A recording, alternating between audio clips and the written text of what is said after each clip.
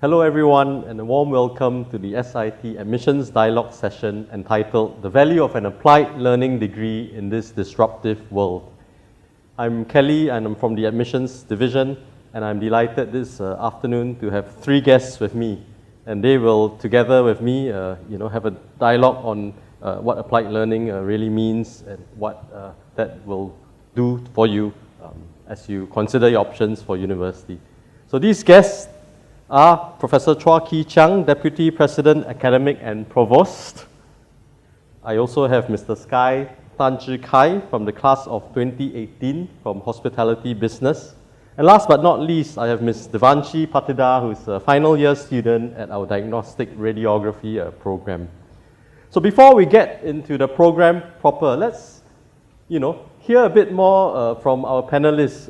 Let them do a bit of a self-introduction. So I'll start with Professor Chua. Maybe tell us also, what exactly is a provost? What does a provost do in a university setting? Professor Chua, please. Thank you, Kelly. So I'm Casey Chua. I joined SIT slightly more than a year ago as provost. The provost is really the chief academic officer of the university, and so all academic matters come under the responsibility of the provost, and that includes all the academic programs, the faculty, and all the units related to academic matters within the university. Thank you. Thank you, Professor Chua. So ladies first, yeah? So I'm going to ask Devanshi to tell us a bit more about herself. Hey, thank you. My name is Devanshi. I'm a year 4 diagnostic radiography student, and my previous experience is that I was from A-levels, and so this is quite a new experience for me to come into a University of Applied Learning. So I'm very happy to be here to share my experience with you here today. Thank you very much. And last but not least, Sky. Good afternoon, my name is Sky. I have graduated from Hospitality Business 2 years ago, so I also celebrate 2 years of work anniversary with Intercontinental Singapore Robertson Quay. The first 1.5 years of my career there, I did sales, mainly for social and corporate events. Last 6 months, I pivoted and I'm actually gainfully employed doing marketing for the hotel now. So we market for the hotel and the restaurants that are actually within the building as well. So beyond work, I also do competitive ballroom dancing, so both in Latin and standard ballroom. Oh, it's great to have you back with us, Sky. My pleasure. In SIT, we call our students citizens, spelled with an S, but we also have a saying, and it's once a citizen, always a citizen. So Sky is certainly a citizen that we warmly welcome back this afternoon. Okay, having heard from them, let's kickstart this dialogue proper, and perhaps we should go back to the title of this dialogue, right? The value of an applied learning degree in this disruptive world.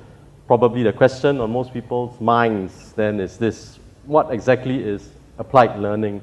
Professor Chua, would you like to give us some insights on what applied learning is? Okay, so in SIT, two very important things we consider in a applied learning pathway or pedagogy, if you like, is that we want our students to be active learners, and we want the learning environment to be as authentic as possible. Why is that so? The reason is SIT, basically, if you like, we want to prepare you for your first professional job, as well as to be a lifelong learner, right? It's important in today's context to be a lifelong learner because, as you know, technology changes very, very rapidly. I always like to joke that, in the past, people like myself, we go to university, we come out, and we get a job, and it's usually a career or a job for a lifetime. Today, in your generation, in your lifetime, you will have multiple jobs, multiple careers, and so you will have a lifetime of careers rather than a career of a lifetime. And it's extremely important, therefore, that we prepare you to be a lifelong learner. Now, in order to be a lifelong learner, you have to be an active learner, because if you're an active learner, you will be self-motivated. We give you the fundamentals that will allow you to learn on your own, to reskill, upskill, so that you can pivot as and when necessary when disruptions occur in the industry that you're working in and so on, right? So it's extremely important that you, after coming to university, after spending 3-4 years in a university, develop yourself to be an active learner, a lifelong learner. And so in applied learning pedagogy, at SIT, we try our very best to prepare you to be an active learner. As to a authentic learning environment, again, because we prepare you for your first professional job, we want your learning to be as authentic as possible, to be as close to what you will encounter in industry as possible when you go out, right? And so the problem statements you will encounter hopefully will all come from industry so that it is as realistic as possible. And you know, the place where you learn will also hopefully, a lot of the time you will spend also in industry, not just in the classroom on campus, right? So you will go out for attachment to work with industry, your projects will be defined by industry, you will be co-supervised by industry. So that's the kind of applied learning that we talk about in the SIT. And even while you're on campus, we hope that, you know, your experience will be as experiential as possible, meaning that you know, we don't want you to just sit passively in a lecture theater or in a class listening to your professor alone, right, and not participating. So that is essentially what applied learning means in SIT. Thank you, Prof. Chua. So we're going to test out what he says, right, and see if it's really the experience of our students. Devanshi, maybe tell us a bit more about how life has been for you in SIT these past 3+ years. Sure.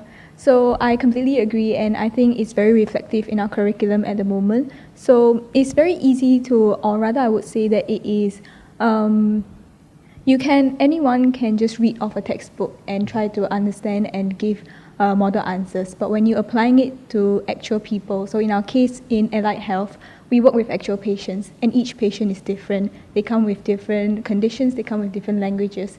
So the ability to apply this knowledge to actual people is what helps us to be better professionals.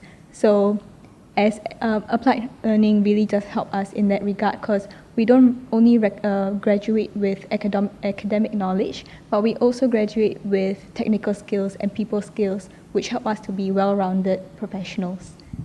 Thank you.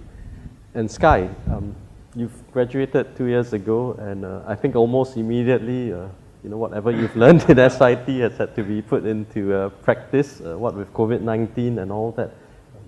So, I don't know, tell us, is it true that, the SIT education, whether it's the applied learning, whether it's doing the integrated work-study program, or whether it's, imbuing in you the DNA to be able to learn, unlearn, and relearn, are they all as promised? Have they helped you in this climate? Definitely, I must say they all gel together, and because I was, prior to SIT also, I was working for 3 years, so I was doing, events and marketing in the mall, and I did come from Polytechnic as well, so that's a very hands-on experience. So coming into SIT, it was an easy transition, because we went from hands-on to applied learning.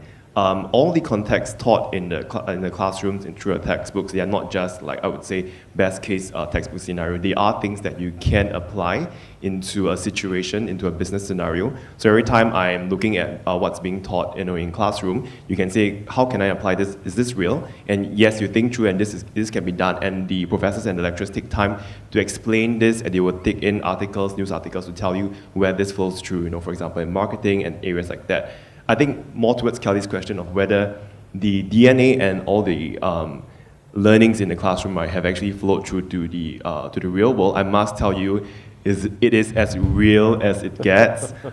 Being a hospitality professional during this entire COVID-19 pandemic, I tell you, it's a real testimony of your grit and whether you pay attention in class.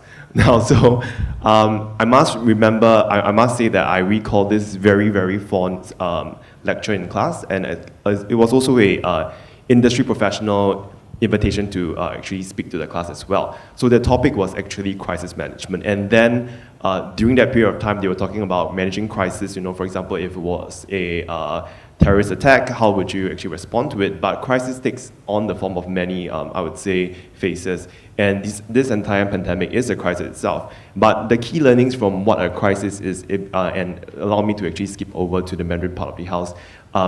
The word crisis exists in two words in the Mandarin language, 危机, which means danger as well as opportunity. And this has flowed through because when we first look at the entire crisis, you get a shell shock like, oh no, this is happening. But then in the entire crisis, you also have opportunities to actually explore on. And the entire, I would say, example flowed through at the workplace as well. So when, being a salesperson in the hotel, what can you sell, during this entire pandemic when the hotel is closed? So you need to think about whether you can sell the future. How can you sell the future? Maybe you sell it through vouchers, or maybe you sell it through deals. So there is an opportunity, and how do you actually explore this opportunity? So this entire lesson plan where we talk about crisis and weighty was my presentation back to senior management as well. The first slide where we open it up, it's crisis and it's weighty, and then they're like, okay, yes, we are in this situation, and how do we propose through? So at the same time, I think as an individual on my level, so having nothing very much to sell right now, so I actually managed to pivot over to the marketing side of the house, and that's also responding to a crisis. When you have the right skills at work and you are ready for the opportunity as it comes, then you are ready to respond. And I think that being a thinking tinkerer and being able to learn, unlearn, and relearn in the situations do help a lot as well. Excellent. Thank you so much, Sky.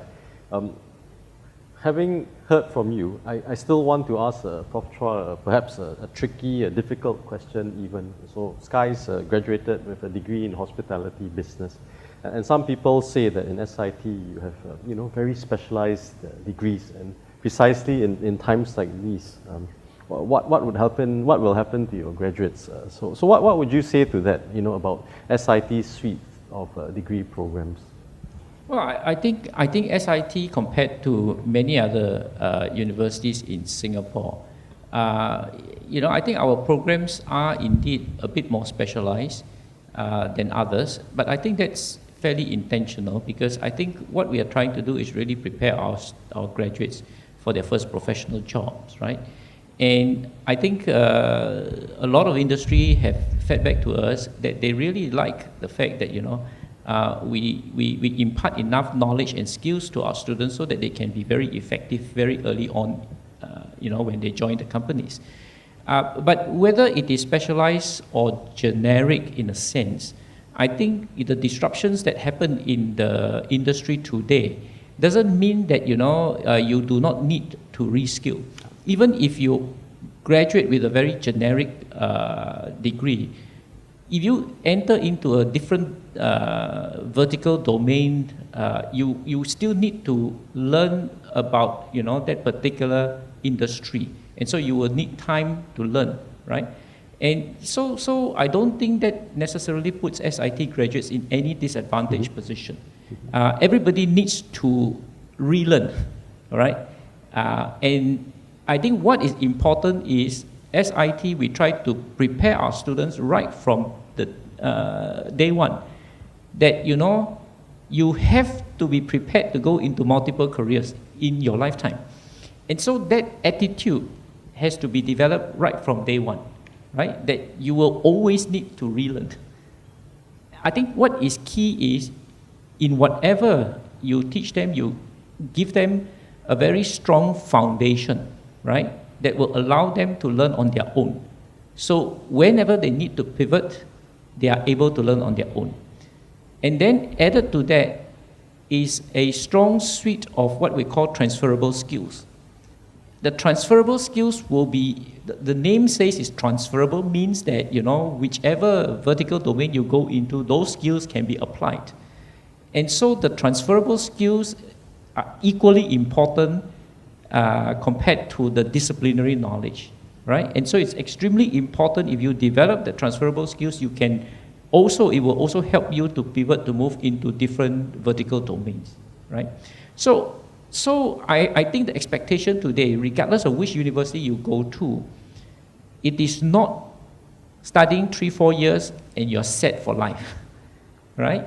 The 3-4 years prepare you for your first job, right? Thereafter, you will always have to reskill, all right, or even upskill, okay? And in SIT, basically, as Kelly said earlier on, we said once a citizen, always a citizen, meaning that our doors are always open for you to come back to reskill or upskill.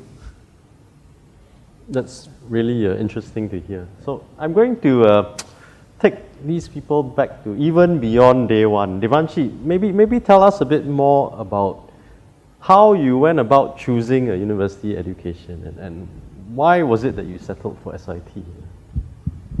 All right. Settled on SIT, I should say. Yeah. Right. So coming from A levels, I really didn't have any specialization yet. So compared to people who came from poly, so I didn't have a big decision to make to decide what kind of career line that I would like to start off in. And I think personally for me, I did find it very interesting to work in the healthcare field. And this was a perfect opportunity because it combined two of my passions, which was working in the healthcare field and working with technology. So it was a good blend for me. And personally, I feel like I want to study in an environment where I feel very supported and very just very at home. So I did feel like the kind of vibes that SIT gave off, it really felt like it was a supportive community. And although it's a new school, I feel like that's when we have the chance to build the character of the school ourselves. And so I did want to give SIT a chance, and I'm very glad that I did because it is a very interesting course so far, and I'm very glad that I chose this course and that I will get to embark on this career. Excellent. Yep. What about you, Sky? Well, I have had a very different route, like having worked 3 years. And after that, I felt that, I personally really felt that I actually had a knowledge ceiling and I wanted to break through that. So coming back to school was a natural choice. So, so many schools to pick from, so which one do you want to go to? So then I thought about the DNAs, the culture of the school, what to look at. And I think what stood out to me was the SIT DNA. I think during that time, there were still the core values, and those resonated with me really, really well. I think when you pick an environment, whether it's work or whether it's school, you need to look at whether there is a good fit within yourself and the culture. So then you know that when you go in, this is what you want and you will get what you want. So having seen a few graduates from different schools, as well as my peers who have graduated from SIT, I felt like this is the kind of culture I want to actually imbue myself with. This is what I believe in. So there's not going to be any area of time where I don't believe in what you're going to tell me, because this is where I want to go to. And like Devanshi said, the vibe that the school gives off, it's exactly what I wanted. And coming to a school where it's actually just starting out, you get the opportunity to be a part of the building, the founding of things. And that's why I picked SIT as well. And the entire interview process was really an eye-opener also. If you want us to share more. Sure, we'll ask you about that a bit later, but I thought we might want to ask you a bit more about you having come into SIT with some working experience. Do you think that somebody who is slightly older, who's had some working experience, not coming to university or to SIT immediately after school, will have different challenges from somebody coming in directly after Polytechnic or National Service? Yes, everywhere you go, there definitely will be a different challenge for you to scale. For me, I gave myself the challenge to actually ask myself, how can I value add to the experiences of my peers? Because if you come back from the industry, you have that work experience. So during my interview, I did promise, Dan of that level in, that I will share my industry experience with them, and hopefully they can see the connection between the textbook as well as the real world experience. So that's the challenge that I gave to myself. And I thought I scaled it really fairly well, in the sense that I can connect information, and other than that, I don't really see a change. But you do have your peers teasing you about your age, but luckily I wasn't the oldest, Yeah, but other than that, I think you have to see that coming back from the industry, you don't have to think that you are less agile. Definitely not, because you have to be definitely more agile and more experience. But of course, you need to come with an open mind. You cannot say, okay, this is how we do it in the industry, this is not going to work. Basically, you need to see all the information you have, and you think about how you can give your experience to the classmates, as well as take back the latest research information from, I would say, the academics, and think about how you can actually recraft that, repurpose it, and put it back into your workplace, or actually put it into your head, and think about how can I use that later. Yep. Great, thanks. Maybe let's hear Devanshi's perspective. You came in as a fresh sort of graduate from A-levels, and you are in the Allied Health program, which also has a fair number of students who've had some working experience and all that. What is that experience from your point of view? The mixed classroom and all that, has that been helpful or not? Yeah. All right, so we do come with a lot of variety of students. So we have a lot of classmates who are mature, a lot of classmates who are from unrelated courses like hospitality business who want to switch into allied health career. So it's a very diverse classroom, but I feel like what helps us is that we start from the ground up. So we really learn about everything at the same pace. And having these diverse students in the classroom does improve our learning experience because we learn from different perspectives, different experiences that they bring with them. So that's why I feel like it's a very helpful thing to have this kind of diversity in our classrooms. Okay, that's great. So talking about the learning experience, so going back to Professor Chua then, how does SIT actually try and, in practical terms, do applied learning? So what do you actually do in terms of the curriculum? What do you actually do in terms of the way we teach our students and all that? I think basically a few things. One is that you do a lot of hands-on work. So, for example, projects.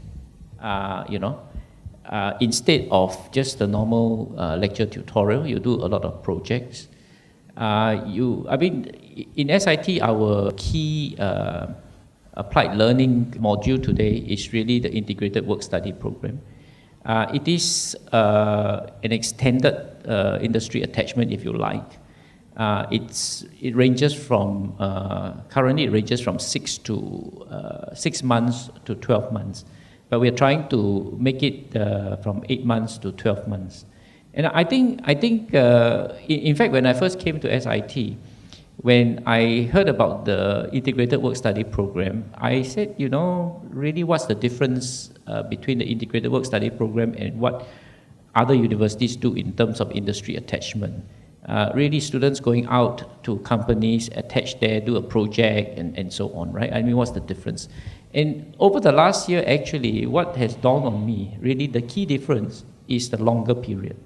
And it's not just a longer period, but a longer contiguous period.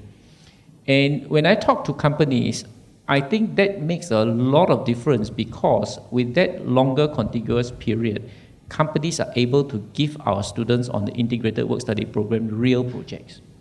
Real projects. Because if you go out for, say, vacation type of attachment, 2 months, 3 months, right? Companies are not so willing to give you real projects because you don't spend enough time there. By the time you get up to speed learning about what the project is about, it's time to go back to campus to study. And companies, therefore, are not willing to give you that kind. But here, if you're talking about 8 months, 12 months, right, you can really do real work. And I think that makes a lot of difference, both for the students as well as the company, right? So I was sold after that with the integrated work study program. And we're going to improve on that. We're going to improve on that in the sense that, we're going to bring, in SIT, we have a class of academic staff called professional officers. And they have many, many years of industry experience before coming to join SIT, right?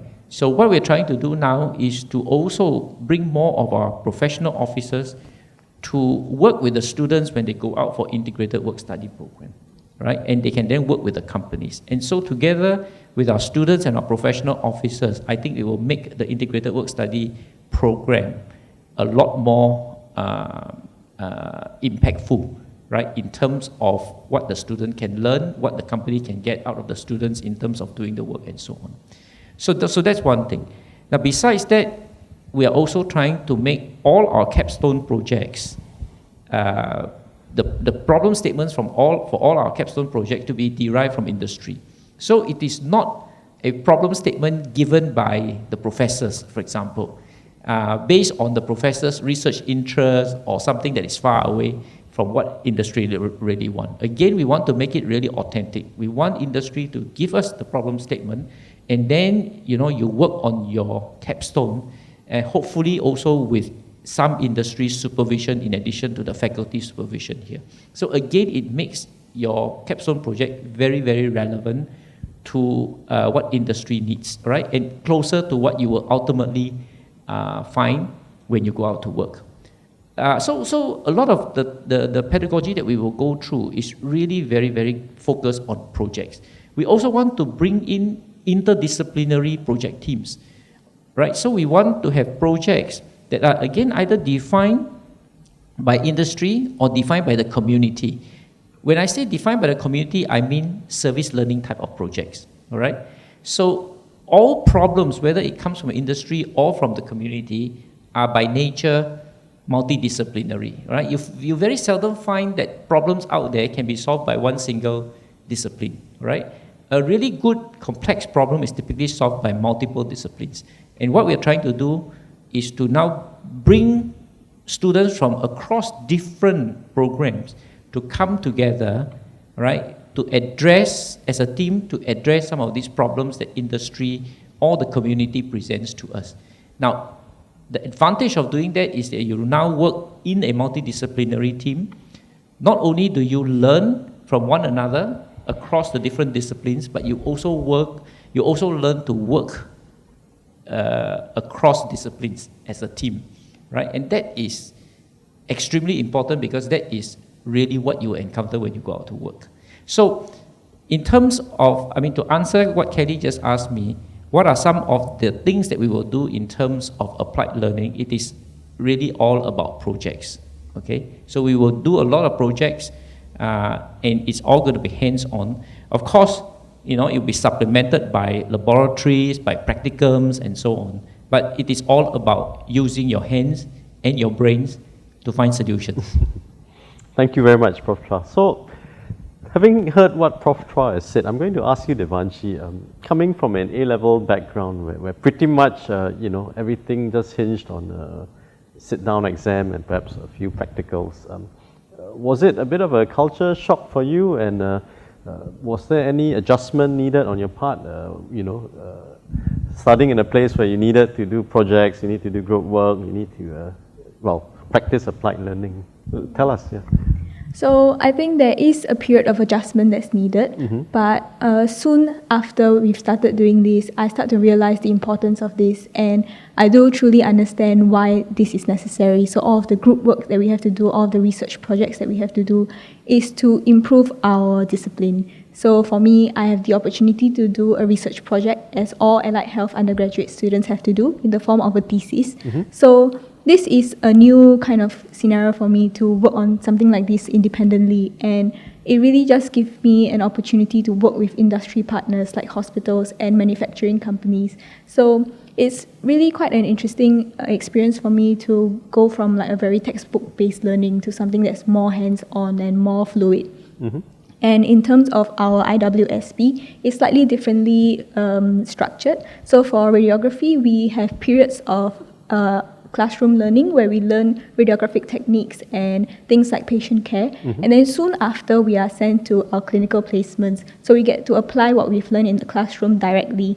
So it really helps us solidify what we've learned in the classroom and to put everything into perspective. So we know what we're learning and why we're learning it. So I think it's really something that does take a bit of getting used to, but once you've gotten used to it, you really do appreciate what you learn a lot more. Great. And this research project that you were telling us about, what is the topic on? Is it something that is really applicable? Yeah, so in radiography, we are always concerned with trying to reduce the amount of radiation that we subject to our patients. So for my case, we are trying to look for different techniques which will result in lower radiation for mammography patients. So that's a very real-life problem, and we are trying to find very practical solutions for them. So it's really an education that is very relevant, very applicable, I guess, from your perspective. And going to you, Sky. So we heard about the Integrated Work Study Program from Prof. Chua. What was your experience? Did it help you later on in A, securing your current job, and B, in doing your job right now? Yeah. Tell us. Definitely. So my entire internship program, I would say I'll put them in two parts. The first part would be with Marina Bay Sands. So that's where I had the experience of being in a hotel, in a integrated resort where you actually have everything. It's a self-sustaining ecosystem. So I got to see a lot of the hotel side of things. So I was doing actually premium services. You get to check the guests in, you bring the guests up to one of the 2,561 rooms, and then you direct them, make sure that they're in a good place, they're happy, they know where their amenities are, they know how to use the room, and then after that, once in good position, you go back to the front office. And that's the front side of the house that I actually had from hotel. And then for the 8 months IWSP that I had, I was actually with Singapore Tourism Board. So I was actually doing the Singapore Suite for F1. So you get to see things in a much more broader and bigger perspective. You're like, wow, you get to see things from this bird's eye view. And everything is not only just short term, there's a long term, there's like nurturing and seeding of relationships. How will this small action, when you bring someone in, a big commercial C-suite CEO into a Singapore Suite to see the F1 as it is in front right now, and how does this impact their investment decisions years down the road? So you get to see that level of, I would say, configuration as well. And also back to the question of how that's actually affected my decision in my professional career. But prior to that, then I managed to actually write a compelling report for my capstone project on basically critical success factors of bringing in MICE events into Singapore. So there are certain papers written for the regional countries already, some papers written for perhaps our neighboring countries, but there wasn't a paper written for Singapore. So we explored very interesting factors like what are your hygiene factors, what are factors that people already expect to have, or what are factors that people want to have, and what's the key differentiator. And we went on to discuss about prices and things. And we speak to, when you do interviews, you speak to industry professionals who are running all these MICE events and the high level academic events, medical events and conferences, and they tell you their thoughts and why they picked this country. And so it's as real as it gets, and it's as commercial as it gets. Then I really thoroughly enjoyed myself in the project because you got to give back to the IWSP company, and that also helped them to actually have an additional piece of information to look at when they didn't have time to do when they're actually in their the day-to-day of their job. Yeah. And back to my professional career, I would say that I got to see what it is like in the hotel side of things. I got to do events from a mall as well as a agency perspective, and then I found my sweet spot, selling event spaces in a hotel. So yeah, so that's where you ask yourself what you want and where you want to go. And I am a very boutique hotel person, and that's where it actually led to my choice of being in the current job that I am right now. Okay, that's great. So I think it's coming across very clearly to us that this brand of education has prepared the both of you very well, right? As you Definitely. prepare to embark on your many jobs, perhaps in the years ahead. So that much is clear. But I'm going to ask now a question: fact or fiction? Is therefore a hands-on sort of learning environment and applied education less robust than an education in a traditional university? Prof. Chua, what do you think? I don't think so. Mm-hmm. Actually, I think at the end of the day, you will learn exactly the same thing as what you will learn in any other university, right? But I think it is just the method in which the knowledge is imparted to you. I think in an applied way, I find actually, so I'm an engineer. When I went to university many years ago, I won't tell you how many years, but many years ago, the way engineering was taught is really, the professor comes in, write the sets of equations, go through the sets of equations, and you know how to solve the sets of equations and so on, right? And in fact, oftentimes, it's left to you to figure out what that equation means, right?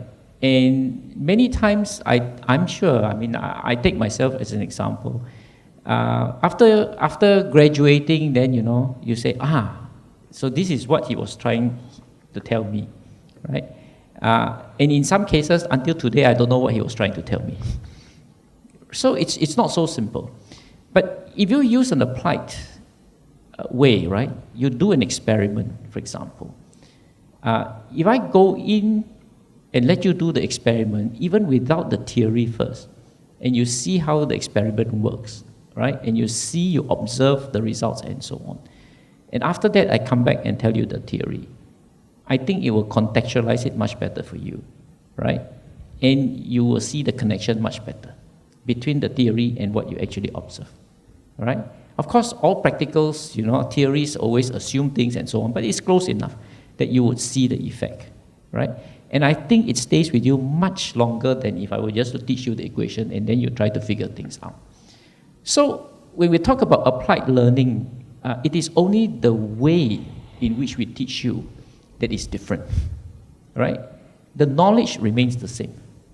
Whether you go to this university or another university, ultimately the knowledge that's imparted is to prepare you well for the job, right?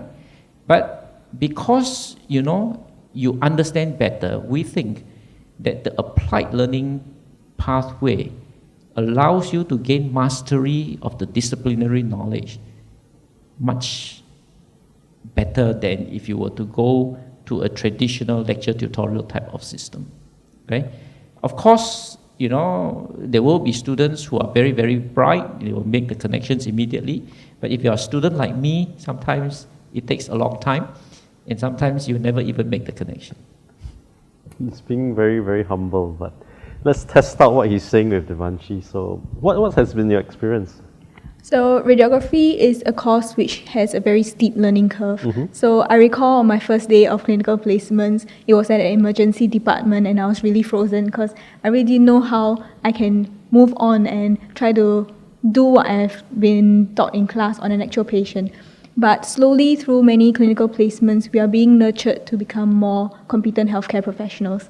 So I think in the case of my degree, from my perspective, I feel like applied learning is something that is not only beneficial but necessary, because even as a patient, you would trust a student more who has had experience, who has who knows what to do, how to adapt, rather than someone who's only been learning from textbooks or their learning journey. So yes, I do believe that is something that is necessary for us, especially in our field.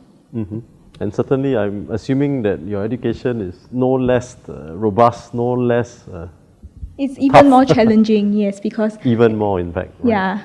Okay. So. And Sky, I mean, for you, there's really a blurred line between workplace and university. You're learning in both places, and in many cases, right, there's the integration of that. But especially so because you also spent some time before university working in a real world, so to speak. So is that experience that Prof. Chua talks about very relevant to you then, to be able to see even before you learn the theory? Absolutely. I would say that it's even tested in the current workplace I am. Okay. And I just want to draw this back to whether, being a specialized, I would say having a specialized degree puts us in any disadvantage. Well, I would say definitely not. So for example, in the entire spectrum of the hospitality business, you will learn about things that go beyond just mice as well as rooms, right? So we learn also about food and beverage. And I never knew that this information would come into play very much later in the years of my career. So, the facilitators, the professors, they are so experienced, they are good at research, they are so experienced with their years of experience on the ground, having done all these. So they can tell you, so for example, when you do food calculation, what percentage as well of the cost should be within your price. And then menu engineering can think, it's just like PowerPoint design, put this here, put this there. No, there are certain areas where you should put that in. And when I pivoted into marketing, we were given menus to design and to work on, and instantly the connection was there. It's a full circle moment. It's like, okay, I know what to do with this, and when the chef is talking about my food cost, you're not blurred. You're not like less competitive. This robust experience puts you at the forefront to know what all the different directors and leaders are talking about, and then you're not like just caught by surprise, like Devanshi mentioned. You're not like shell-shocked, Yes, you have that moment of what's going on, and I'm like, yes, I know what to do next, So then you can value it and say, okay, this is the part of the logistics of things. You don't question on the background thinking, because you already have had that, I would say, the experience given to you through the professionals and the other professors in the classroom. Yeah, so it puts you at the forefront, if I would say. So having this conversation with all of them, I think the value of an applied learning education is becoming very apparent to me, and hopefully to the people listening in as well, and for you especially in these disruptive times, having joined the workforce in COVID-19 times, right? So having then agreed on that, the question to ask is this, Prof. Chua, is there a particular sort of student that would be deemed the right student for this kind of education? Oh, definitely. I think, a student who, will enjoy this way of education. I think that's extremely important. I think, as I said earlier on, we want to really nurture you to be a really active learner.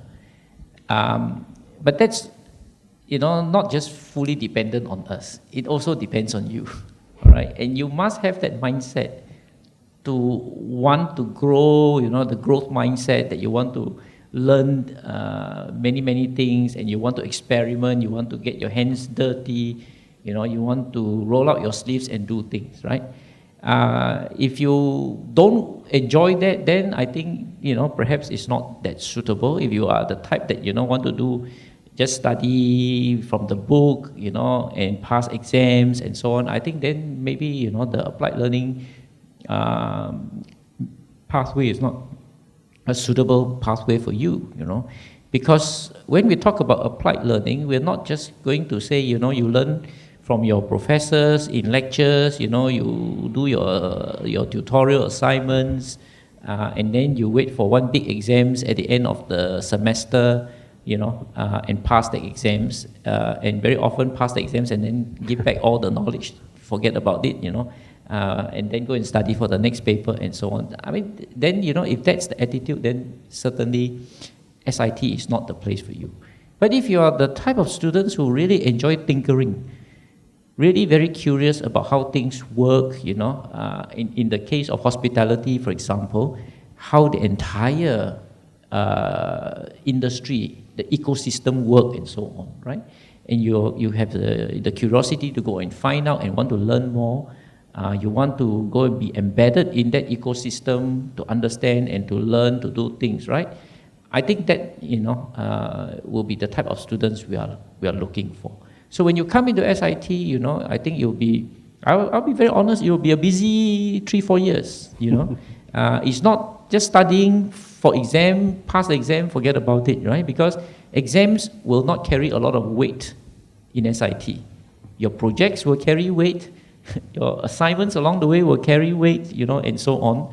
And your exams will carry very, very small weight, just to really make sure that, you have internalized the knowledge that we try to impart to you. That's all, that's the only purpose of the exams, right? Because at the end of the day, it is really what you know and how you know to apply your knowledge that is important for us, okay? So the kind of students we look for are that kind of students. I think that would be very useful to the people tuning in. I am also going to assume that these two people with us are the right kind of students, because they, made it through our fairly rigorous aptitude-based admissions process, right? So, Sky, maybe starting with you, right? Any words of wisdom for prospective students, the right type, mind you, considering SIT? Well, I must say that you have to pay attention to your surroundings a lot. You need to open your eyes and see the world. And because especially during these times, you must see who are the leaders out there talking and what are they saying. Let's say, I'll just go down a bit and say, okay, which industry are you interested in? And then you need to start reading up, you need to start researching. You need to know what you're interested in. If you know what you do not want to do, good start. Then after start looking at what you want to do. Look at what the leaders are saying. Look at whether the institutes are actually pivoting to help you actually bring you closer to what you want. I think definitely SIT is doing that, and it's in the DNA to do that. I must say that you also need to also have the attitude to do lifelong learning. One of the things that I think still actually reside very heavily in me is what one of my friends' father said to me and said, your GPA is a number. So you will come in and you have individuals who, they go to class, click, they can just sleep or they just doze off and they still have the good GPA. But perhaps for you, you're not that academically inclined student, your GPA is going to tell a different story. It's going to tell you it's going to say a story about how hard you worked. If you didn't connect so quickly, how much homework you did to actually get yourself in front. So being an individual who actually had 2 part-time jobs, started 2 CCAs, as well as ran 1 batch pageant all at the same time trying to secure and maintain a good SIT scholarship. That's myself, in SIT. I can tell you that it can be done, but you always have to find your drive, your own inspiration. It has to come from yourself. It cannot come from anyone else. But this place has the right resources for you. So you need to come in with the right mindset, with the right attitude, and then, just keep driving yourself, find the correct inspiration, surround yourself with people who are like-minded people, and there are a lot of them here. And I think from there on, everything will just fall into pieces. Thank you. So same question for you, Devanshi. Any, words of advice for prospective students? In fact, any tips you might offer them since you managed to go through the multiple mini interviews? I do think that you need to be very genuinely interested in what you're trying to apply for. And you do have to be very tenacious and resilient, because you will make mistakes and you will have to learn. And I think, like what Professor Chua mentioned, we have to learn with a purpose. So after we've done our examinations, we can't just throw the information away, because we have to apply it to the actual setting, we have to apply it to patients. So because SIT is training us to seamlessly transition into our workplace, so whatever you've learned in our exam is not just to pass your exam, it's because it is necessary things for you to function as a professional. So I feel like you do have to really be mindful about this and be genuine. That's very useful. That's very helpful tips as well that you've given both of you. Okay, so we've talked so much about the pedagogy, we've talked so much about applied learning and all that, but surely people watching would also be interested to know about the lighter aspects of SIT, student life, for example. Is there life in SIT beyond studying? Sky, what was the experience? Well, I must say that the song that we created, I think from the Student Life division, it's called It's Yours to Create. The Student Life is really yours to create, and it's still in my head today. It really is up to you.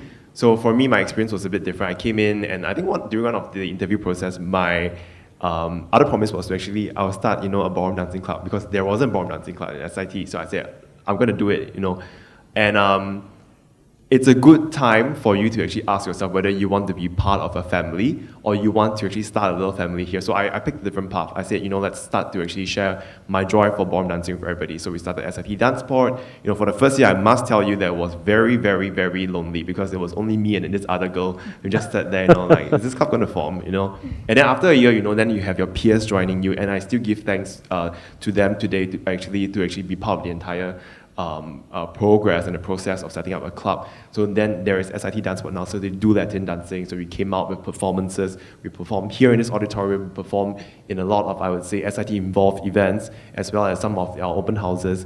And then after that, then I decided to do another challenge myself and share my joy for ballroom dancing, which I picked up, during my university years. So then we started another club. So your walk to tango, your quick step. And I must say the entire experience is, not only are you giving back to the school, but also you actually had the entire opportunity to learn how to be an entrepreneur as well. Because when you start a new CCA, you need to gather your resources, you need to put in your pitch, you need to actually interview for it, and then make sense that this will actually have a following and a gathering as well. And that's my I would say my takeaway, that you develop some skills along the way as well. Especially the SIT's satellite and spoke and hub set up for the university and I would say the different schools in the polytechnics, right?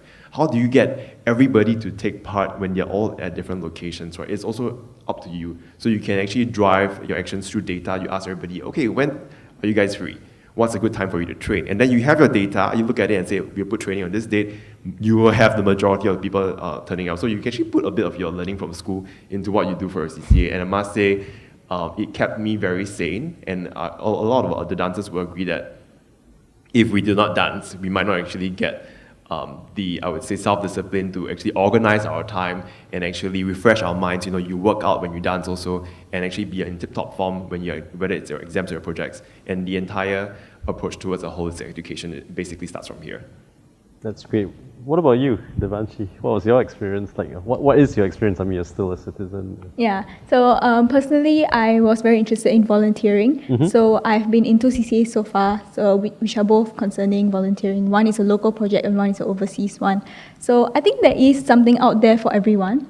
And if there isn't, then you're welcome to start something new, like how Sky did. And I think that it does really supplement your learning here, because it helps you to, it could be an outlet for you to enjoy your time, or it could be something that helps you better yourself.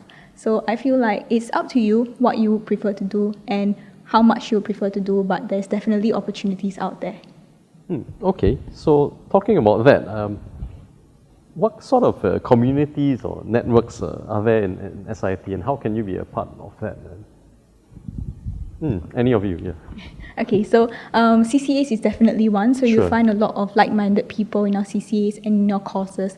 But in terms of being supported, maybe there's a lot of people who are very willing to listen to you. So there's very approachable professors and academic advisors. So in case you need some help with your studies or you want some guidance, these people are always there to be your network and listen out for anything that you might want to get some guidance on. There's also student life staff and counselors always available for us. I think for me, I didn't know, but I found out during my capstone period that I think the Center for Language and Development basically has the professionals that can actually help you with your writing. And that was when I really fully utilized their actually additional help. So there really are a lot of communities and resources within SIT that we need to take the initiative to go and find out. And I would say that if you don't see that community available, form your own community. I would say, like, for example, within your own project groups, form a community of a group project group.